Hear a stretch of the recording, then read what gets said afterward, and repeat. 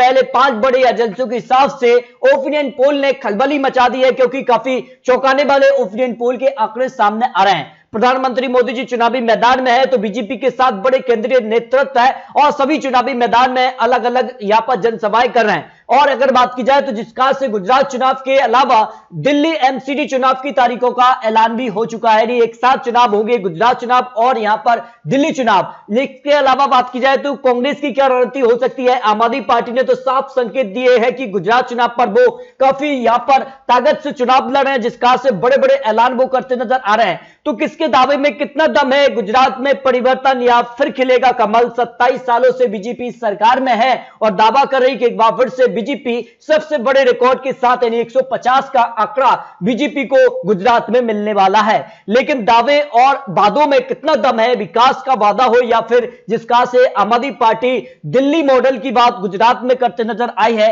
तो क्या कुछ आंकड़ा बनेगा। ओपिनियन पोल के हिसाब से किसकी लहर देखने को मिल रही है, हिमाचल हो या फिर गुजरात में प्रधानमंत्री मोदी जी लगातार जनसभाएं कर रहे हैं और जनसैलाब भी देखने को मिला है। और ऐसे में किसका पलड़ा भारी है, इस पर आपको गुजरात के लिए सबसे बड़ा ओपिनियन पोल यहां पर सबसे सटीक आंकड़े यहां पर निकलकर सामने आ रहे हैं। उस हिसाब से अगर बात की जाए तो टाइम्स नाउ के ओपिनियन पोल के आंकड़े रखते हैं, इसके बाद और एजेंसियों के आंकड़े भी आपको दिखाएंगे। तो बात की जाए गुजरात चुनाव को लेकर, जिसका से यहां पर बड़े सवाल भी रखे गए हैं गुजरात में मुकाबले को लेकर। यह माना जा रहा है कि किसके बीच मुकाबला होगा। बीजेपी अकेले यहां पर चुनावी मैदान में सीधे तौर पर यहां पर किसी भी पार्टी को आमने सामने टिकने नहीं देगी। या फिर बीजेपी विशेष आम आदमी पार्टी चुनाव होगा, बीजेपी कांग्रेस चुनाव होगा, बीजेपी विशेष कांग्रेस आम आदमी पार्टी चुनाव होगा, यानी त्रिकोणीय मुकाबला होगा, या फिर एक तरफा वोटिंग यहां पर होगी। किसके पक्ष में होगी, इसके आंकड़े बीजेपी विशेष आम आदमी पार्टी सबसे ज्यादा यहां पर वोट मिल रहे हैं। यानी बीजेपी और आम आदमी पार्टी चुनावी मैदान में है, जिसका से यहां पर आम आदमी पार्टी जिसका से यहां पर बड़े बड़े वादे करते नजर आई है। कांग्रेस यहां पर कुछ बड़े यहां पर जो मंत्री हैं या बड़े जो चेहरे हैं वो अब तक यहां पर साफ तौर पर गुजरात चुनाव पर खुलकर नहीं बोले हैं। तो ऐसे में माना जा रहा है कि आम आदमी पार्टी सीधे तौर पर टक्कर देगी। लेकिन अगर बात की जाए तो गुजरात चुनाव किस पर लड़ा जा सकता है, किस मुद्दे पर चुनाव लड़ा जा सकता है। देखिए विकास का मॉडल 45% लोग मान रहे हैं, कमजोर यहां पर विपक्ष रहेगा 27%, ये यहां पर मॉडल हो सकता है। मजबूत संगठन 19%, कहना मुश्किल है कि किस यहां पर जो है बीजेपी लगातार जीत रही, इसके पीछे का बड़ा कारण क्या रहा है। इसके अगर बात की जाए तो दिल्ली में आप सरकार के घोटाले के आरोप का गुजरात चुनाव पर क्या असर पड़ेगा, बीजेपी के पक्ष में असर यहां पर 36% लोग मान रहे हैं, जबकि राजनीतिक बदला मानेंगे ये यहां पर 27% लोगों का मामला है, जबकि मामूली असर होगा 15% कह नहीं सकते, ऐसे 22% हो जाते हैं। यानी दिल्ली पर जो आरोप है आम आदमी पार्टी पर, उसका इस चुनाव पर असर देखने को मिल सकता है। इसके लिए अगर बात की जाए तो आपके एग्रेसिव कैंपेन से, क्योंकि लगातार आम आदमी पार्टी यहां पर चुनावी मैदान में है। मनोज सिसोदिया की बात की जाए और यहां पर आम आदमी पार्टी ने यहां पर जो कैंपेन स्टार्ट की है उसका असर कितना हो सकते हैं। देखिए बीजेपी के लिए बड़ी चुनौती है, 27% लोग मान रहे हैं कि बीजेपी को चुनौती हो सकती है। कांग्रेस के लिए सिरदर्द है, 28% लोगों का मानना है, क्योंकि कांग्रेस ज्यादा एग्रेसिव नजर नहीं आ रही है।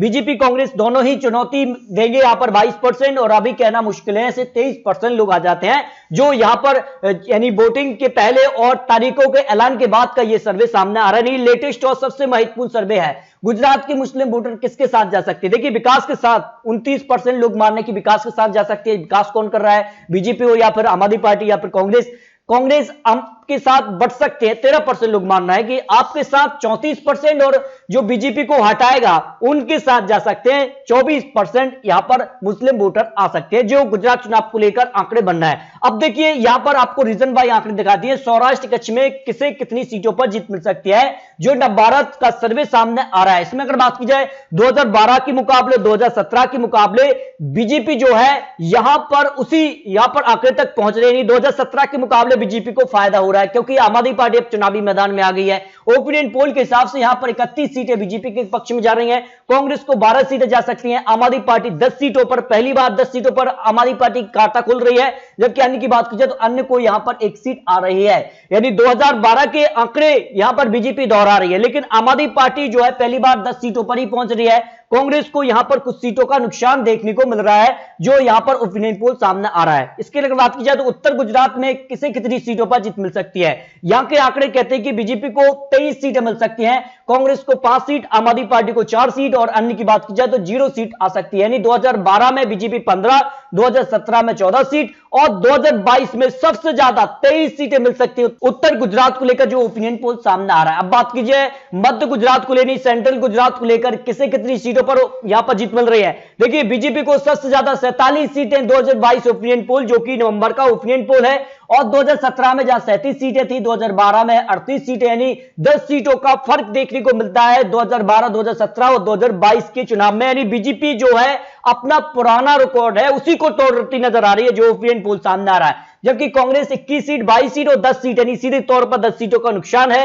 आम आदमी पार्टी 0 सीट लेकिन 4 सीटों का सीधे तौर पर फायदा है, और अन्य का जो आंकड़ा है वो 2 सीट था और अब यहां पर 0 सीट आसा आता है। जबकि दक्षिण गुजरात में किसे कितनी सीटों पर जीत मिल रहा है, यहां पर बात की जाए तो भारतीय जनता पार्टी को यहां पर यानी बीजेपी को 27 सीटें, यानी 2012 में 28 सीट, 2017 में 25 और अब 27, यानी दक्षिण गुजरात में बीजेपी अपना आंकड़ा दोहरा रही है। जबकि कांग्रेस यहां पर 6, 8 और 3 यानी करीब 5 सीटों का नुकसान है।